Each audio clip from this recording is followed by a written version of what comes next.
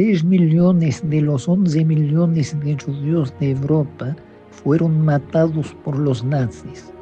En el este de Europa, la región más afectada por la Shoah, en los países donde había grandes poblaciones judías, casi no hay más judíos. Los sobrevivientes se expandieron por muchas partes del mundo. Ellos se fueron a Brasil, Argentina, Estados Unidos, Canadá, Australia, Israel y a muchos países más donde fueron recibidos. En sus nuevas tierras, estos inmigrantes laboraron, se casaron, tuvieron hijos y formaron familias.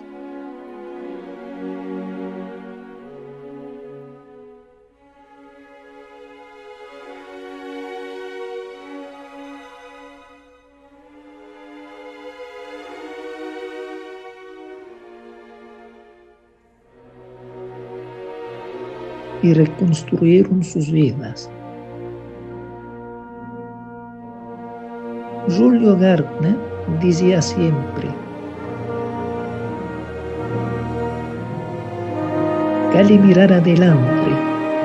Yo no perdono lo que los nazis hicieron a mis genitores, mas si me quedo solo con aborrecimiento por lo que aconteció,